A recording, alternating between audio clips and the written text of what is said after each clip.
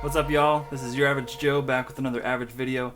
Today, 5 things I hate about Android Lollipop. This is an operating system that I've used for quite a while. This is my Nexus 7 2013 that I use, and I also have it on my Nexus 6 that's my daily driver right now. Now, before I get started, I do want to mention how much I love stock Android. I'm going to bag on a few things about Lollipop, but really, the stock Android experience is where it's at. I will take a Nexus device over a Samsung, over an LG, over an HTC device any day of the week. And it's just because there's no skin taking up RAM and making my device lag and running the battery down faster than it should. There's no bloatware taking up memory, right, on my internal storage. And I get updates before anybody else does. I get the next version of Android before it even comes out with my Nexus 6. I can install Android M right now. So I really do love stock Android. There are just a few things that I think really need to be fixed about it. Coming in at number 5, battery saver.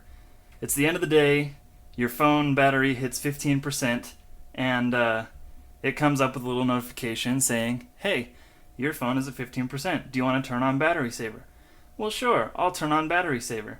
Now, if you didn't notice, the screen went a little bit dimmer.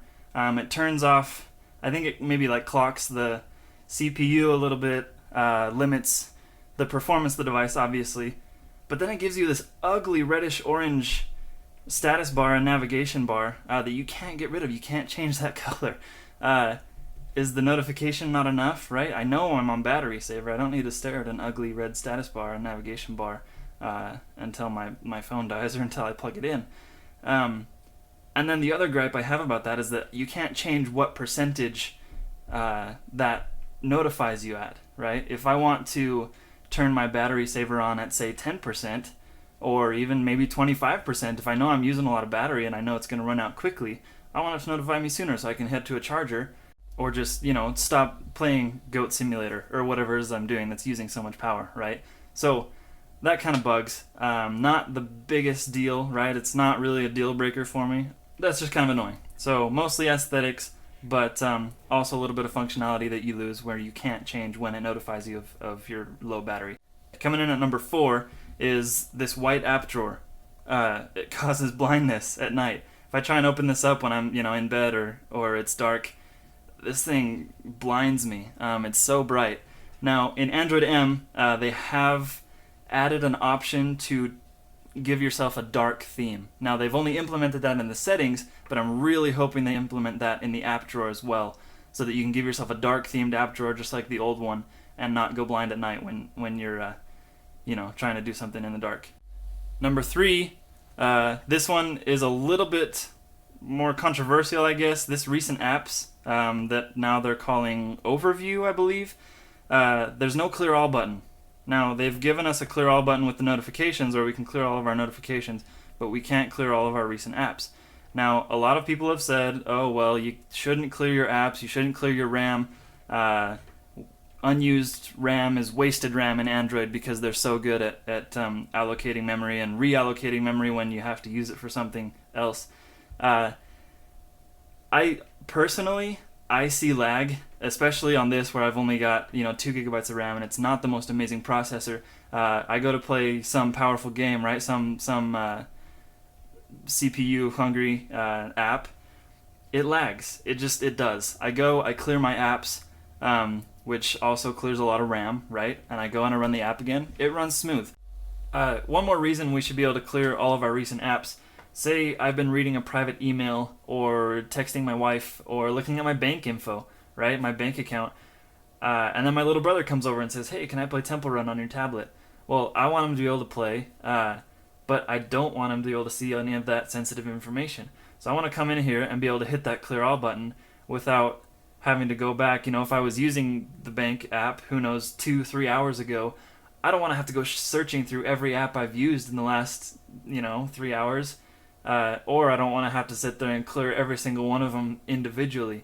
I just want to be able to hit that clear all and then not have to worry about him seeing any of that sensitive information. So say what you will about clearing your apps or clearing your RAM, I want it back. Alright, coming in at number 2, no reboot option.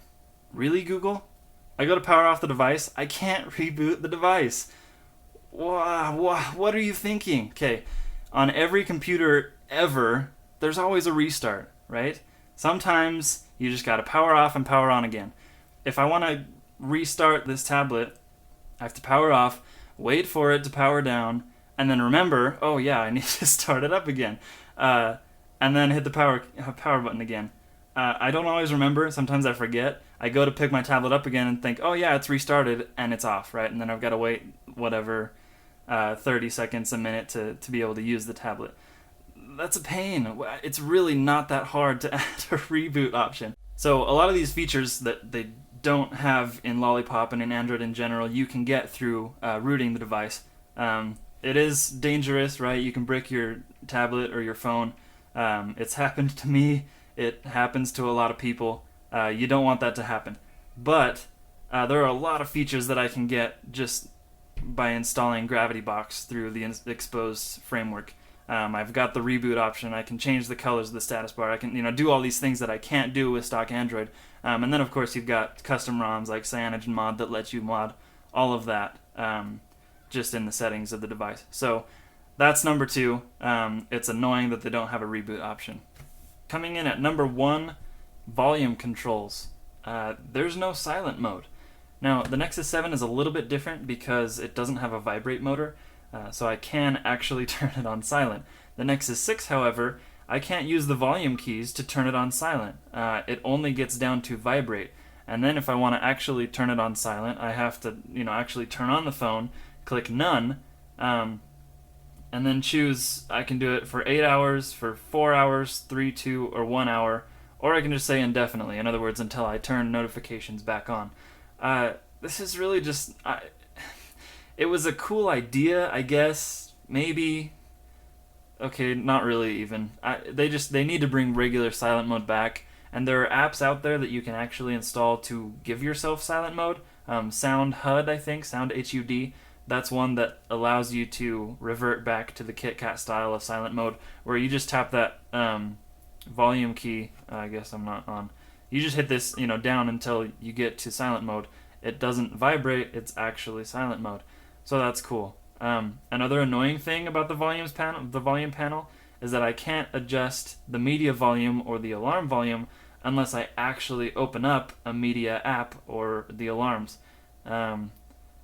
I want to be able to turn down the volume of my phone before I open up Hill Climb Racing or whatever it is I'm going to play, right? Where if I'm in a quiet place, I want to be able to turn that down without having to go all the way into the settings, right? Find sound and notification, and then I can adjust it here, right? They really just need to bring back the expandable volume panel. And Sound HUD, again, has that feature. You can expand it so that you can adjust anything from anywhere. I really enjoy that feature, and I think they need to bring it back. That's definitely number 1. A lot of people have complained about that, and they need to fix it. They hopefully will fix that in Android M. I watched Google I/O this year, and the guy kind of seemed to hint that he recognized how crappy Lollipop's volume controls are, and they've kind of tried to fix it with 5.1 and 5.1.1, but it's still just, it needs silent mode back, and they're hopefully going to fix that with Android M. So that's number 1. Just a couple of quick honorable mentions. One thing that bugs me, if I go into the settings here and set a lock, security, screen lock, let's just do a pattern. I don't know, I'll make something up. There, continue. So when I have this password, show all notification content. When I have this password, and I lock my device, I have to swipe, and then I can enter in my password. Why is there an extra swipe? I want to be able to turn my phone on, do the pattern, and have it automatically open up, right? I don't want to have to swipe again to be able to enter in my password. Now, another thing, this goes even further. If we go back to security and we change this to a pin, let's just choose 1, 2, 3, 4. Continue. 1, 2, 3, 4. Okay. Okay. Now, when we lock our device, not only do we have to swipe, we have to say 1, 2, 3, 4, and then hit the check mark. That's 2 extra taps or swipes that don't need to be there. I want to be able to turn my phone on, tap 4 times, and boom, it opens, right? They're just making life harder for us. Another reason, or another honorable mention, again, making life harder for us, swiping down twice, that's annoying. I don't always have 2 fingers to be able to swipe down. That's just a very little thing, but annoying nonetheless. Quick toggles, I can't move them around, I can't adjust them, I can't change the size. These are way too big. They don't need to be filling up that much space. So that's another annoying thing. I wish the quick toggles were adjustable. I believe they're going to change that in Android M, so I really hope they do. That'll be a neat change if they do bring that back. Again, I've installed CyanogenMod on some of my phones. Gravity Box lets me adjust that. There are just certain things that Android doesn't give you, and Google needs to fix them. Alright, so these are my 5 things I hate about Android Lollipop, plus a few. If I missed any, be sure to leave me a comment down below, and if you think I got any of them wrong, if you enjoy the sound settings from Lollipop, you might be the only one in the world. But again, let me know. Hit that like button and subscribe for more. I'm going to be pumping out a lot more videos like this in the near future. I love Android, I love technology, and I want to share my passion with all of you guys. This is Your Average Joe. Remember to stay average. It's the new awesome. I'll see you guys in the next one.